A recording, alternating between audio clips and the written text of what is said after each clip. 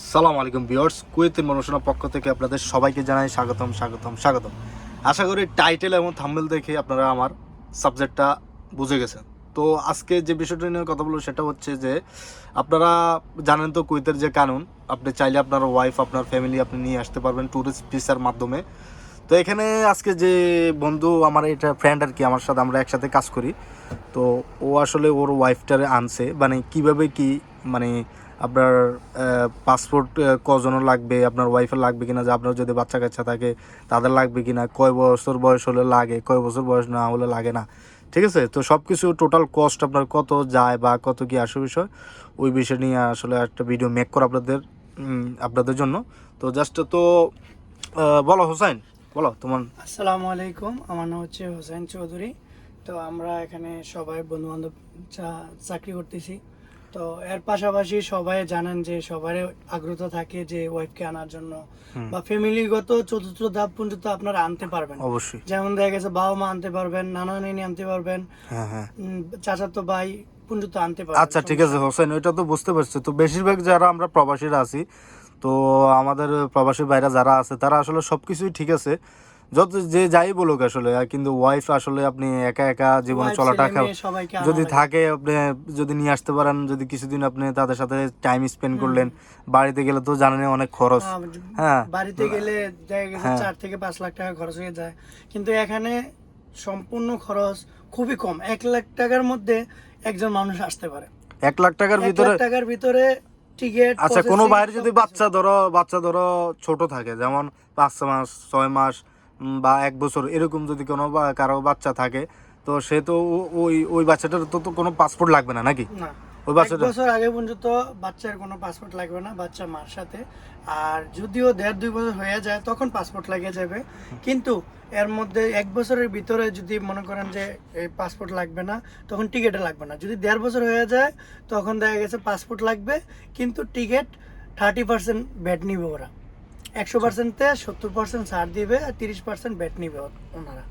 তো এখানে হচ্ছে আসার পরে আপনারা তাদের সাথে সময় কাটাতে পারবেন, দেখা গেছে ওয়াইফকে নিয়ে কোথাও ঘুরতে যেতে পারবেন। তারপরে যে সেটা তো 3 ঠিক মাসের আছে না, tourist আনবেন। মূলত আসলে আমাদের দর্শককে আমরা যে ইনফরমেশনটা দিব সেটা হচ্ছে যে তোমার মূলত ভিসা অনলাইনে অ্যাপ্লাই করতে হবে নাকি? হ্যাঁ, ভিসা ভিসা অনলাইনে ট্যুরিস্ট অ্যাপ্লাই করতে ভিসার হবে। জন্য, ট্যুরিস্ট। খুব সহজে ভিসা বের করা যায়। হ্যাঁ, আপনারা যে বিয়ে করছেন, যে মেরিট তো সার্টিফিকেট ভিসা আছে। ট্যুরিস্ট অনলাইনে অ্যাপ্লাই করার জন্য মানে যে ভাই আমাদের প্রবাসী ভাইরা যারা অনলাইনে অ্যাপ্লাই করার জন্য কই যাইতে হবে, মানে কোথায় অ্যাপ্লাই করা যায়? ওকে, কোথায় অ্যাপ্লাই করতে হবে? এখন তো কুয়েতের গভর্নমেন্ট এখান থেকে সবকিছু অনলাইনে দিয়ে দিছে, যে কোনো কম্পিউটারের টাইপিং এর মধ্যে দিয়ে দিছে।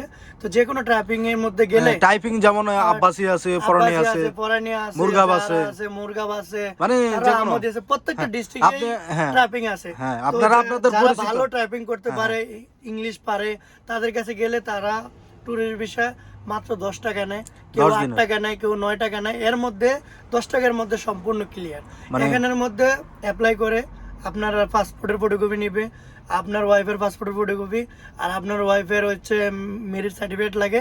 তো এটার আপনার সাথে নাম মিলাইবে, যেটা আমাদের আইডেন্টি কার্ড বলে, হ্যাঁ, হ্যাঁ, কুয়েতের গভর্নমেন্টের আইডেন্টি কার্ড যেটা বলে, civil ID card. Civil ID card. ওই সিভিল আইডি চেক করবে, চেক করে দেখবে যে কোনো মোকালাফা আছে কিনা।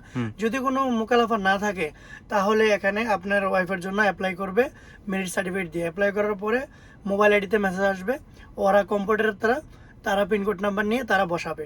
আপনি কিছু করা লাগবে না, তারা জাস্ট 10 টাকা কন্ট্যাক্ট করে নিবে। তারা এর মধ্যে মোরলে স্টাম্প সব কিছু তারা অনলাইনে ক্যানেডি দিয়ে দিবে। দিয়ে দেওয়ার পরে যখন আজকে মেসেজ দিবে, তখন কালকে আবার 24 ঘন্টার ভিতরে আপনার একটা মেসেজ আসবে। ওই মেসেজটা আসা মানে উজেরা দাখিলেতে আসবে। ওখান থেকে আসলে আপনার মোবাইলে চেক করবেন যে মেসেজ আসছে কিনা। যদি আসে সিধা কম্পিউটার দোকানে যাবেন, যাওয়ার পরে তাদেরকে মেসেজটা দিবেন।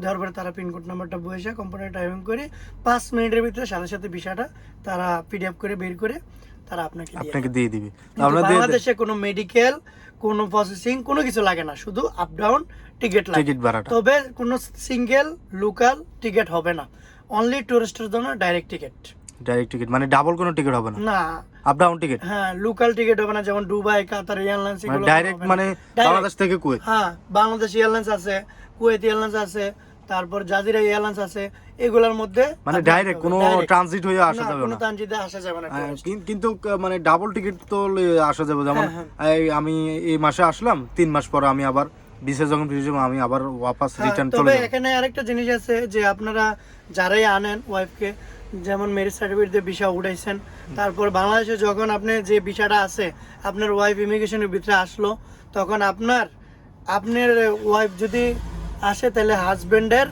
সিভিল আইডি, যেটা কুয়েতের সিভিল আইডি বলে, ওইটা হেরা একটু চেক করে ইমিগ্রেশনের ভিতরে চেক করে তারপরে তাদেরকে ইমিগ্রেশনের ভিতরে মানে দিয়ে আপনারা দেয়। মানে হ্যাঁ, সেফটির জন্য আর কি হ্যাঁ, বিভিন্ন safety যে র জন্য দেখে যে যে আসলে- ডকুমেন্ট গুলো থাকে, আপনার হাজবেন্ডের যে সিভিল আইডি কার্ড, চাইলে আপনার হাজবেন্ডের পাসপোর্টের ফটোকপি প্লাস আপনার হাজবেন্ডের বাংলাদেশে এনআইডি কার্ডের ছবিও সাথে রাখলে আপনার হ্যাঁ। জন্য ভালো হবে, ইমিগ্রেশন যখন কোনো ঝামেলা না Just করতে না মেরিট সার্টিফিকেট প্লাস আপনার পাসপোর্ট তো থাকতেই হবে। আবার প্লাস মেরিট সার্টিফিকেটের ফটোকপি। হ্যাঁ, মেরিট ওই যে আপনাদের বিবাহর যে নিকা নামাটা আছে ওই নিকা নামাটাও সাথে মানে ডকুমেন্ট হিসেবে ওটা দেখাতে হবে ইমিগ্রেশন অফিসার, পুলিশ অফিসার যারা আছে। খুব সহজে টিকিট কেটে আসা যায়, খুব easily আসা যায়, সমস্যা নাই, বাস এটাই আর কি। ইজি একদম তো easy। অনেকে আসলে অনেকে আসলে আমার আপনারা কেউ আনইজি ফিল করবেন না যে কিভাবে ভিসা বের করব, কিভাবে অনলাইন করব, কি লাগে। মানুষে বলে যে এম্বাসি যাওয়া লাগে, কোনো এম্বাসি যাওয়া লাগে না, শুধু আপনি মেরিট সার্টিফিকেট যেটা আছে এটারে খালি বাংলাদেশ মন্ত্রণালয় আছে, মন্ত্রণালয় থেকে খালি একটা স্টাম্প মারবেন,